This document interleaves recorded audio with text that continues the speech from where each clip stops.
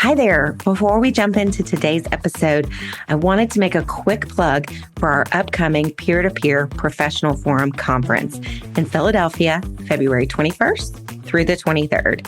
If you have been enjoying this podcast, you won't want to miss out.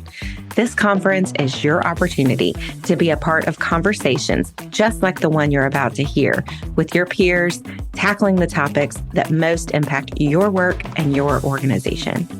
The conference includes interactive workshops and breakouts, inspiring keynote speakers, and networking opportunities to help you build a professional community that can sustain you year-round. For all the details, head on over to our website at peer-to-peerforum.com. And as a special incentive for our podcast listeners, you can use the code SOAPBOX, all one word, during registration for an extra $50 off between now and January 31st. See you in Philly.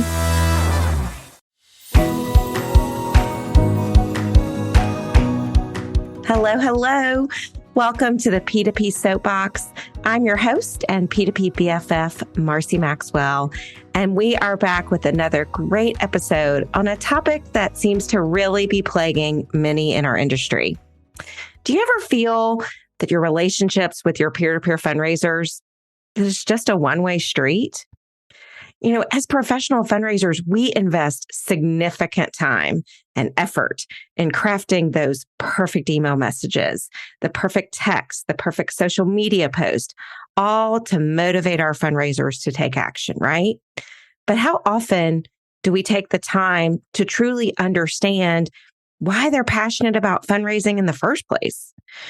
You know, in a world where answering calls from unknown numbers is highly unlikely, it's really important that we find new ways to connect with our supporters, even if, like today's guests, it means going on a hike in the woods. And we need to invest the same significant time that we spend on those perfect emails in fostering real, genuine connections with our participants. So to help dive into this topic, I am really delighted to get to introduce two of my dear friends and former coworkers who just happen to be super talented P2P fundraisers. Make-A-Wish Alabama's Vice President of Advancement, Valerie Cunningham-Trainer, and Make-A-Wish America's Chapter Events Fundraising Manager, Katie Woods. Many of you may be familiar with Make-A-Wish and its mission to create life-changing wishes for children with critical illnesses. But did you know that in the U.S. and its territories, a wish is granted every 34 minutes? Pretty cool. So both Valerie and Katie have more than 15 years of nonprofit experience, and they share a passion for one of Make-A-Wish's signature P2P programs, the Trailblaze Challenge. Trailblaze Challenge is a really cool boutique endurance event where participants hike 20 plus miles in one single life-changing day. They like to say it is a hike, not a race. And the event really caters to all levels, from novice to your advanced outdoor enthusiasts. And I would add, it is a community builder like no other I have experienced. So in today's episode, we're going to delve into how they leverage a pretty comprehensive training program and year-round community events to establish really profound and authentic relationships with their fundraisers. Plus, Katie and Valerie will share how they strive to connect their fundraisers to the mission, to the larger Trailblaze community, and to new opportunities to deepen their involvement with the organization. So let's jump right in. Please welcome my friends, Katie Woods of Make-A-Wish America and Valerie Cunningham-Trainer of Make-A-Wish Alabama.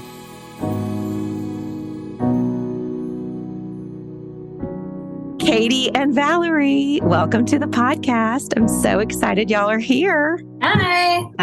Happy to be here. Full transparency, Katie and Valerie and I have known each other for a really long time. So us being together on this recording reminds me of like our early pandemic days when we would hop on for just our happy hour gatherings over Zoom. And so it's bringing back all kinds of memories. So really excited to be able to share the great work that y'all are doing on our P2P Soapbox today. So let's just kick right off. So I'd love to hear just from both of you a little bit about your kind of personal and professional journeys that led you to your current roles at Katie at Make-A-Wish America and Valerie at Make-A-Wish Alabama. Valerie, why don't you go first?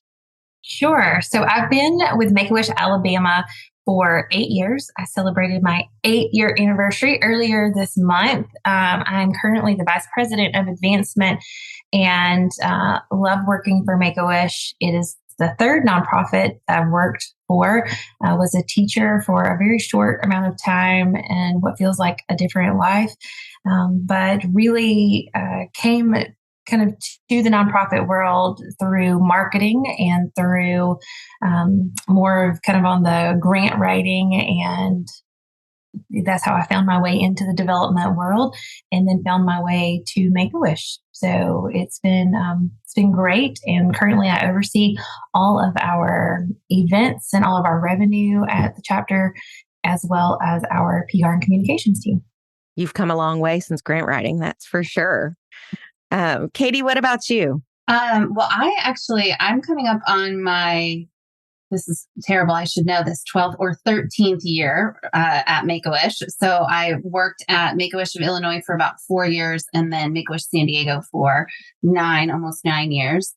And prior to my time kind of, committing to Make-A-Wish for life, I worked in an arts organization. I worked for a few art museums. And to be honest, I had a loss in my family. I lost a parent many moons ago, almost 18 years ago, 17, 18 years ago now.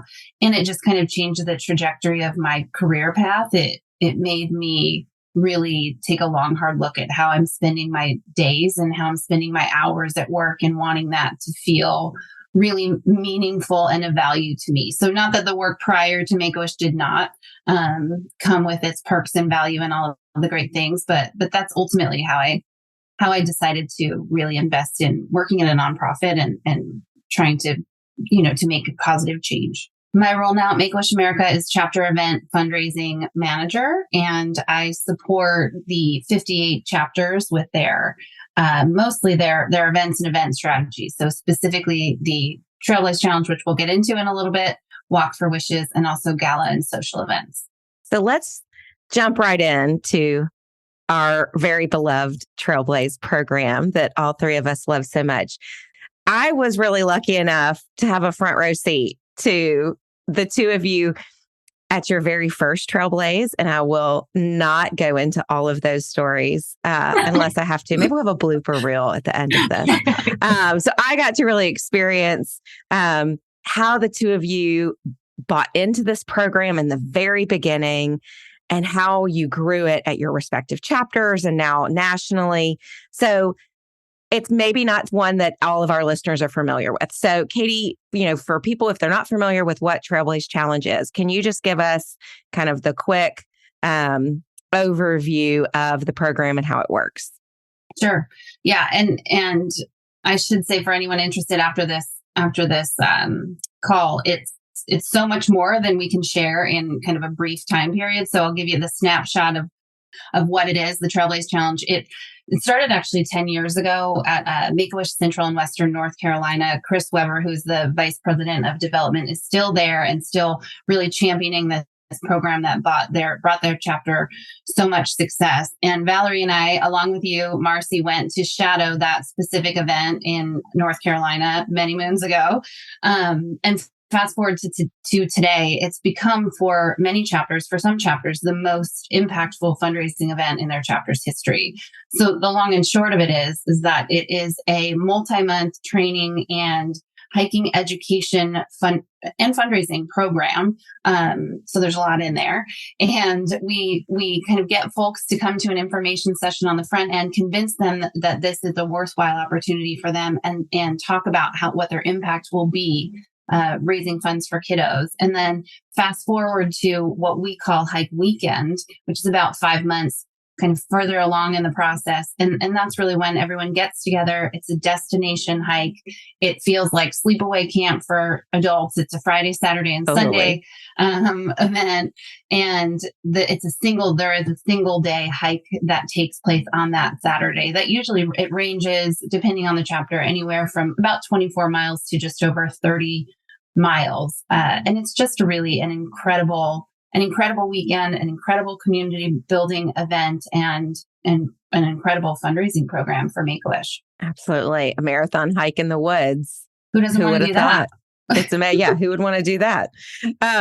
So you mentioned the training piece, and I think that is something that I find so interesting, and something that I think the two of you and the rest of the chapters that run this program have done so well.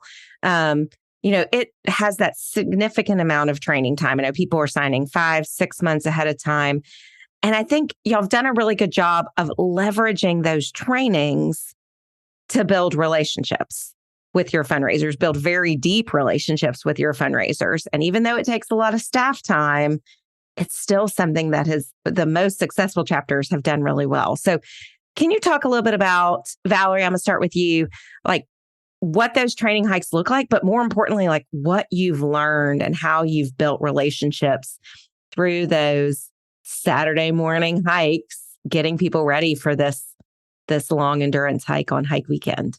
I think the nature of the fact that it is a hiking event is really one of the things that makes the relationship building in such a unique way, and that ability to create those relationships, because you're not with these people for a short amount of time. It's not just even you're going to be meeting with them for the course of weeks and weeks and weeks. And so there's these built-in opportunities.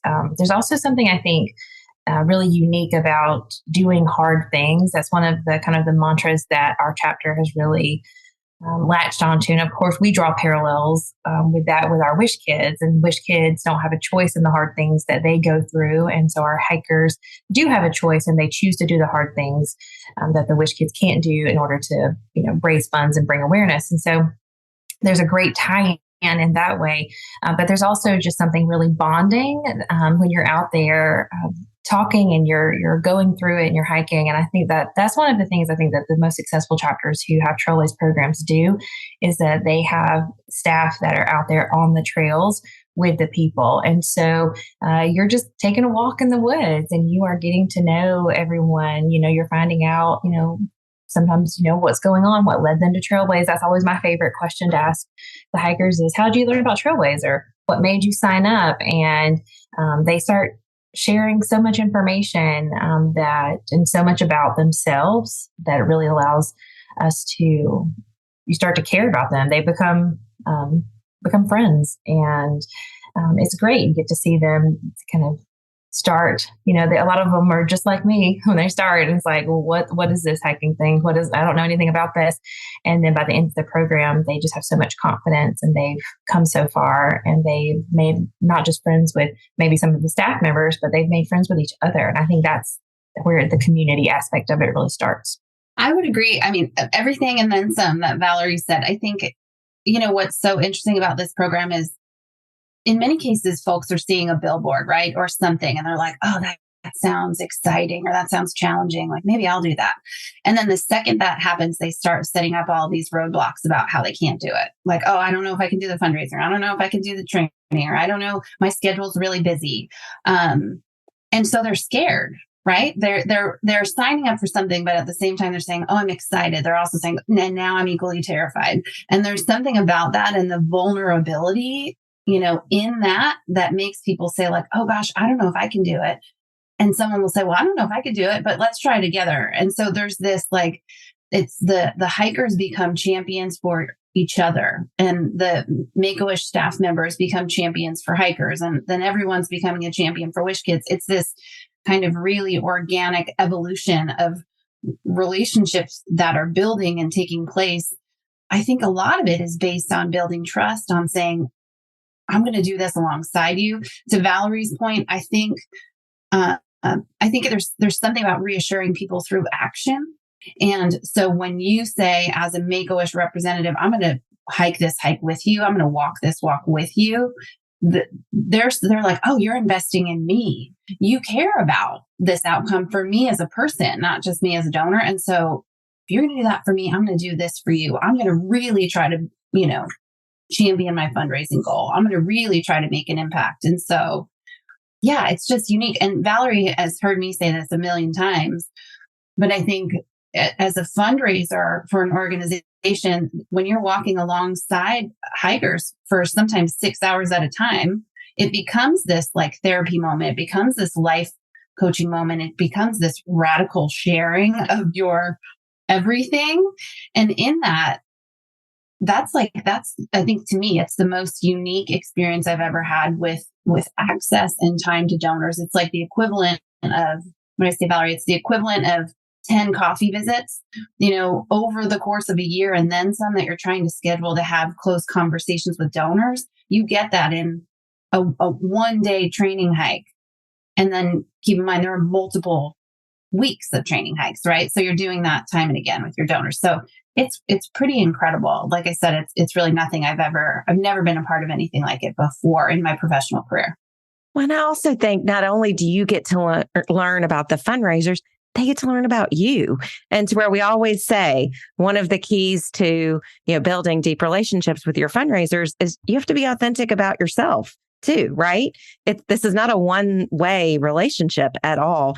And so when they're seeing you getting a little bit tired on the hike, or they start asking you about your day, it kind of takes, to your point, that relationship to a whole nother level.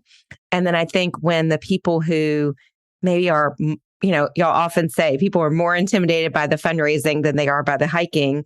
Well, then they know I've got, time to ask all my questions to my friend Katie or my friend Valerie, who not only is here to help me hike, but who is here to help me raise what I have said I'm going to raise. And they respect that level of expertise. Yeah, absolutely. And I also feel like, and I always get so kind of nervous when to do these kind of, like a podcast or go and speak, because I feel like we've had so much success with this program, and I don't think we're doing we're doing a lot, but it also has just been so organic and so natural. We're just getting to know people. We're out there, there's strategy in the marketing, and there's been strategy in, in recruiting and trying to make sure that we don't lose touch with people. But as far as the relationship building, it is so authentic. And then people are so curious about Make-A-Wish. You're also desperate for a distraction when you're like climbing up a hill. The worst part of the training for me is nobody wants to talk when they're going uphill. And so they'll ask a question, and I'm like, I also don't want to talk when we're going up the hills.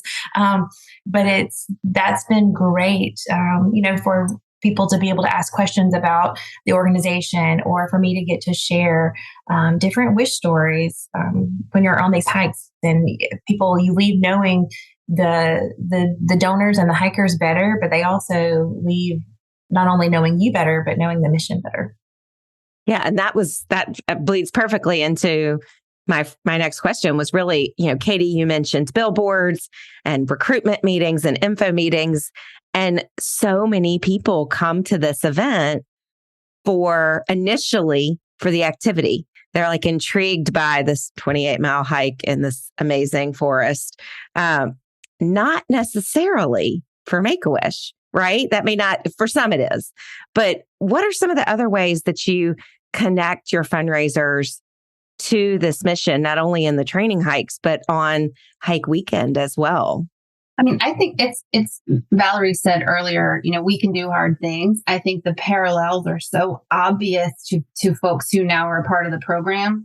But to new participants or new hikers coming in, they don't necessarily see that, a wish child doesn't get to choose to, they can't change how uncomfortable they are in the moment. They can't change that they have to go to get, doctor's appointments or have surgery or be afraid or any of those things. And so we'll often say, embrace the suck, like you embrace it and push through it. If wish kids can be uncomfortable for sometimes many years or a lifetime, we can absolutely be uncomfortable for a day. We can absolutely push past this barrier and this boundary that we've set up in our place where we think we can't do it. We can't get there. We can't push past this point. Well, wish kids don't get that choice. They they have to keep moving forward. They have to kind of go through with their surgeries and their fear and kind of face that all head on. And so as things are hard or on your hard days, connecting to a wish child to be like, this is a little peanut of a person who's going through something much greater than I am. If he or she or they can do it, I can certainly get through this moment. So that's, I think, a big one for me. Valerie, I don't know if you would say the same. Yeah, absolutely. And I think that, we make the promise to the hikers when they sign up that we are going to, give them the fundraising support, and that we are going to give them the training support, and that we are going to give them the mission support, and we're going to keep that in front of them all the time. So I think everybody, all the chapters that do it, probably follow the same formula of we send out weekly newsletters. We call those trail talks, and we always have a wish story in those. We have wish kids at some of our kickoff, at all of our info session, our kickoff meetings. Of course, they're at hike weekend. We've had wish kids at the finish line before. We send wish kid art. We've had wish kids deliver thank yous to donors' houses who've gone above and beyond. So anytime, and that is by far their favorite thing. Especially, during COVID, there was so little of that, that you think that, that now, whenever they get to meet a wish kid or have an experience or get to hear from a wish family, it's even more special, because a lot of these hikers joined Trailblaze because it was an outdoor activity that they could still do. I loved some of the times when I got to go to events. Sometimes there was a family, maybe they didn't want to necessarily tell everybody that they were a wish family, and then they've hiked alongside the rest of the hikers the whole time, and they kind of decide they feel comfortable revealing that fact on hike weekend. And it is just not the fundraisers and the supporters have gotten to know this fellow hiker just as one of their peers, and then it kind of gets revealed that they are a wish family or a wish parent or a wish sibling or even a wish kid themselves who's a grown-up, and just that very personal relationship that they get to build with someone who is a recipient of the Make-A-Wish mission. I just think those were always the magical moments that you can't always create or recreate, that I think would be so inspiring. So one other, I think, very unique thing with Trailblaze is that by design, it is a small event. You're leading people through the woods for 20, 25 plus miles, and you want to be careful to, leave no trace.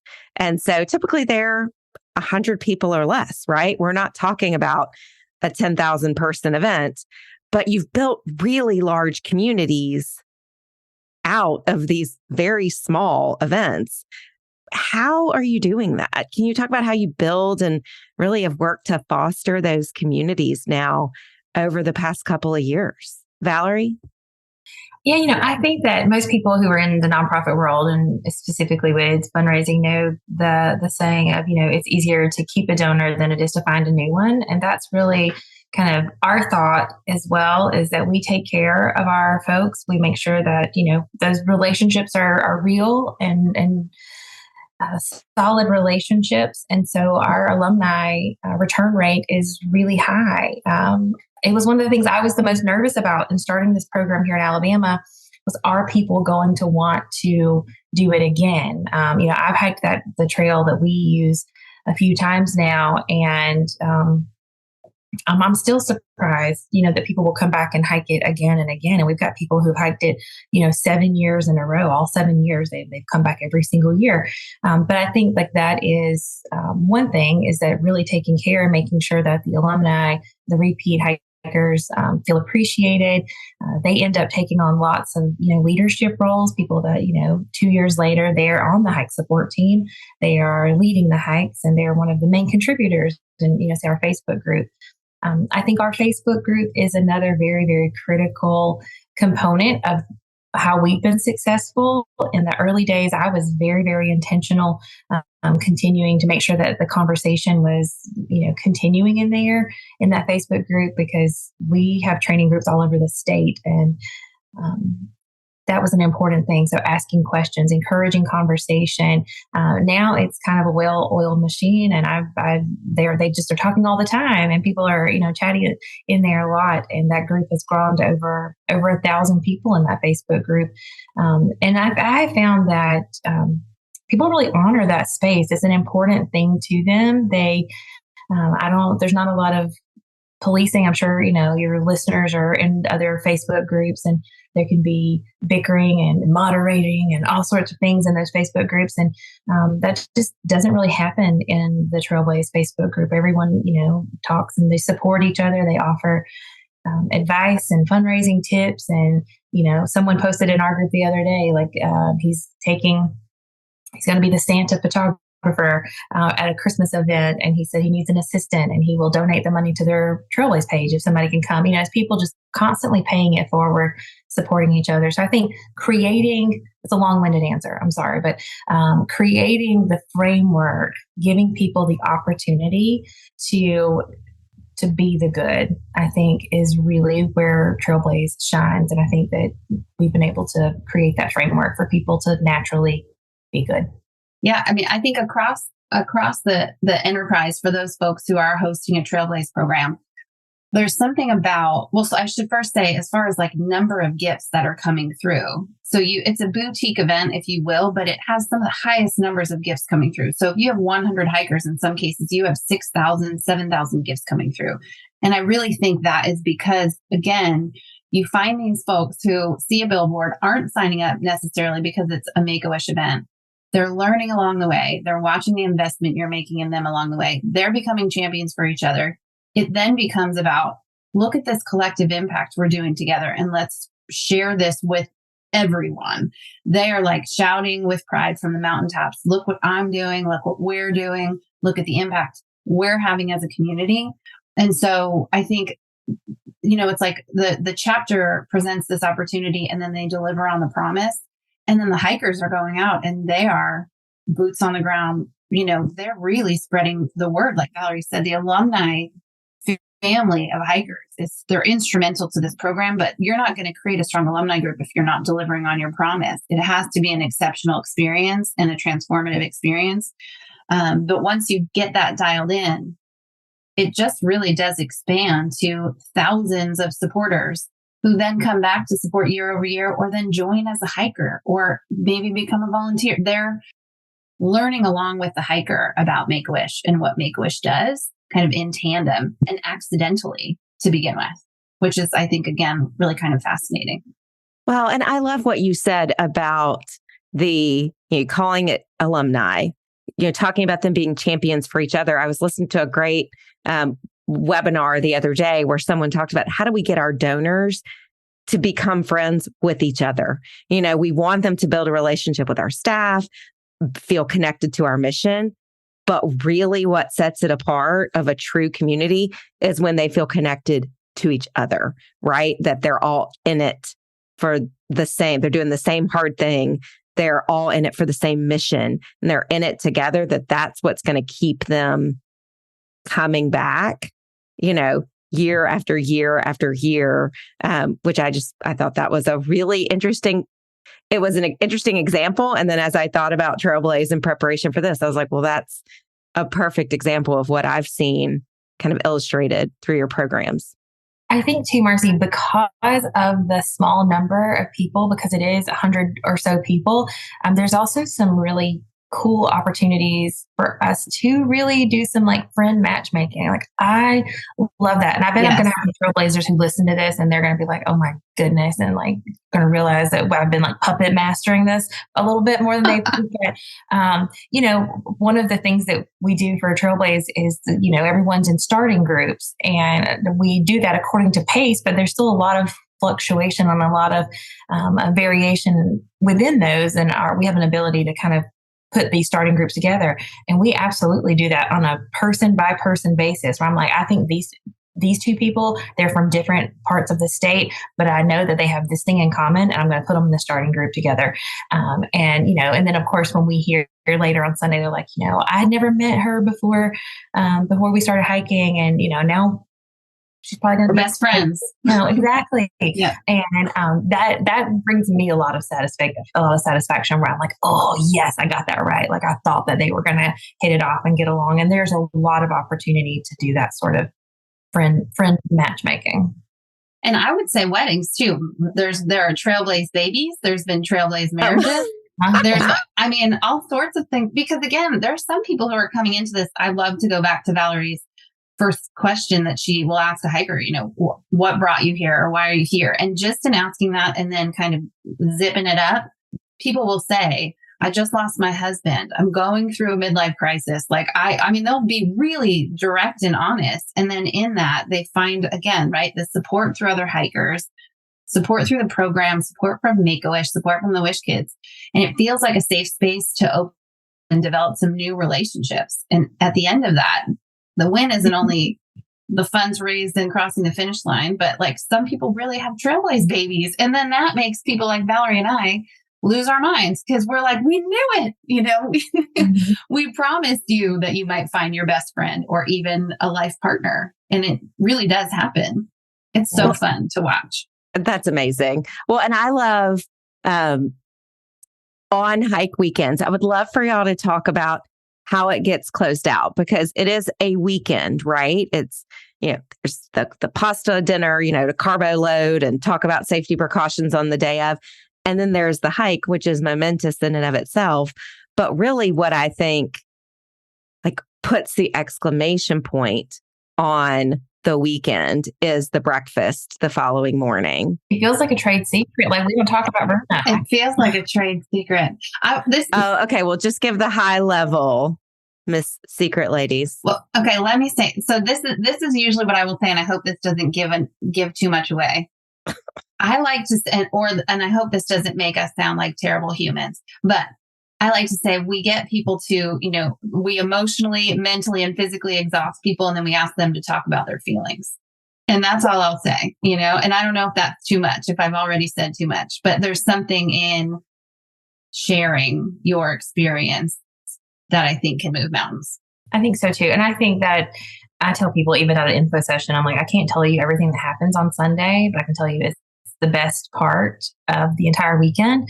And it's the only secret that this group of people can keep. And I think that they, for the most part, do honor that and do kind of, I'm scared nobody would show up really if they knew exactly what we were going to do. I think even the people who don't want to feel like they would never want to share anything about their experience are some of the people that share the most and end up having one of those moments where they where it comes full circle to them. Yeah, I think what is fascinating too, I've been using that word a lot, but it really is, even though I love the program and I'm a part of it. On Saturdays, sometimes you'll get folks at the end of the hike who are just like, this is a one and done for me, not coming back, not going to do it. I feel accomplished. And then after, everything takes place on Sunday, they said, when do we sign up? What am I going to do with my Saturdays? Who do I train with now? And then I should say Valerie, the Alabama chapter, and a number of chapters are doing really, really a great job in that year-round engagement to keep those folks connected in what we say. We say there's never an off season. Because you have those moments where people are doubtful, but then they're right back in it and you got to meet them there, right? You have to meet them there and give them the opportunity to continue the community and the connections and the impacts that they've been a part of for 6 months of their lives. Post Trailblaze, the post Trailblaze depression of well, what now? What did I do before this? Talk a little bit about that. So I know you've said a lot of the hikers, they come back every year or they invite other people or they come and get involved with volunteers, but you've also said they get involved beyond the event itself. I know there's been people who've turned into board members, turned into volunteers, turned into wish granters. So how have these relationships really impacted your chapter and the organization as a whole? I know for us in Alabama, we all across the chapter now, we say that the Trailblaze Program and the Trailblazers are the heartbeat of our chapter. Make-A-Wish Alabama is a young chapter. We only turned 10 in 2012. We were established in 2012, so we just turned 10 last year. And this will be our 8th year to do Trailblaze. So Trailblaze, started when we had only been established for several years. And we really needed a group of supporters, and we needed some champions. And we needed the money. Don't get me wrong, we really needed the money. That's why I went to North Carolina to learn about the program. But what made me catch fire about Trailblaze was the community that I saw. I saw people who cared deeply about Make-A-Wish, and who were willing to ask their friends and family to raise money, and who were giving up all their weekends, and the volunteers. And so that's what we wanted for our chapter. And I did everything that I think to do, and then just kind of crossed my fingers and said a prayer and said, if you build it, will they come? Like, I hope so, because we need them. And I wanted the community that I had seen in North Carolina, and was blown away and, a sobbing mess, honestly, that first hike weekend, to see how many people really showed up, and who I knew were going to continue to invest in the chapter and in the mission for many years. And it is incredibly rewarding to see that happen. But absolutely, we've got, I don't know, like probably maybe a third of our board is now, either current or previous Trailblazers, or people who have come to the organization through other Trailblazers. We want something done. I will go on the Facebook page and say, I need some big letters cut out. Does anybody know someone? If it's for a wish, and it's another resource for us as well, because it's people who are so diverse, and they're from all walks of life and all sorts of occupations and backgrounds, and they're willing to really. We know that they're willing to hike, in our case, 26.3 miles. So they'll definitely show up and help put a play set together for Wish Kids, So giving them those opportunities, continuing the conversation, and being very, very purposeful in saying, we've got this, we do have a need for people to put together furniture for this movie room that we're doing. Do we have any Trailblazers who would want to do that? And people are like so eager to do more. You know what I think? You just said something, it kind of sparked something in me that I think, again, if you go back to the trust that's created throughout this program and this investment, it's almost like when you, and then it's, you're having intentional and direct conversations with people, like unapologetic, intentional, direct conversations. So when you get to that place where you're like, we're looking for board support, and you would be a really great fit. They believe you. You don't have to convince anybody. They're like, oh, this is a need. I feel that need. Why would I say no? Yes, yesterday, and yes, 10 times over. How do I help you? Oh, you need a wish granting volunteer? I'll be there yesterday.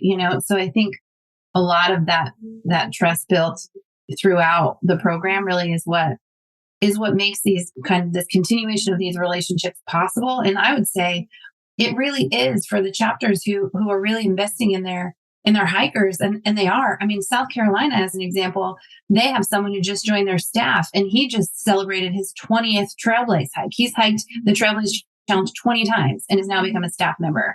I just went to a Make-A-Wish San Diego gala this past weekend, and the presenting sponsor of their gala was a hiker whose daughter hiked it the first year, then recruited her father the second year. He has since joined the board and become a presenting sponsor of an entirely different event. So Valerie and I have talked like ad nauseum about, the opportunities there. And I hate to say the donor conversion, because that feels so impersonal, but it's not, it's really about this development of these relationships. And then again, you're like, this is the need that we have. We would love to have you be a part of it. Can you help us? And I would say, honestly, I'd probably say in every instance, they say yes. I should also shout out, Valerie's chapter, and the San Diego chapter. And forgive me if there are others who are also doing this, but there's also this contingency of folks who are not hiking anymore, but they still want to be connected to the community. So they're fundraising. So in San Diego, they're called Trail Angels. In Alabama, it's fascinating what they've done. They're called Trailraisers. And so again, the impact is continuing even for folks who aren't hiking the actual event. So it's just really awesome. It's just really great stuff. And I just don't know that there's an end to it. I mean, I say that now, I shouldn't say that out loud, but it just seems like people are always going to feel connected and come back and want to help one another and want to help Wish Kids and want to help the chapters and want to help the enterprise. That's how it feels today to me. This has been so great. I am just like such a proud friend listening to the two of y'all and how you have both taken this program and run with it from those early days, and just all the great things that you have brought to it and all the great things you've learned from it that I think our industry can learn as well. So I am sure there are some people who are sitting here curious to learn more about both Make-A-Wish or the Trailblaze Challenge. Maybe they're very curious about what happens on Sundays. But so where would you direct them? So if somebody is interested in knowing more, where can we send them in our show notes? I would say, wish.org is a great place to start. Wish.org/Trailblaze will list all of the Trailblaze events that are available across the enterprise. I will say the landing page is new and a work in progress. So when you get there, what you'll want to do is click the link of the chapter name on the left-hand side of the screen, so you can make sure to request information. You can make sure to register for an info session. You're going to find a lot of great info there. So wish.org/Trailblaze is specifically from the national office. This was so much fun. I loved getting the chance to kind of hear from all of you. And I will just say thank y'all so much for joining us today. Thanks so much, Marcy. The P2P Soap Box is produced in partnership with True Story FM. Engineering by Pete Wright. Music this week is by Stephen Bedall.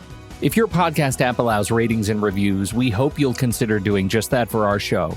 But the best thing that you can do to support the P2P Soapbox is simply to share the show with a friend or colleague. Thank you for listening.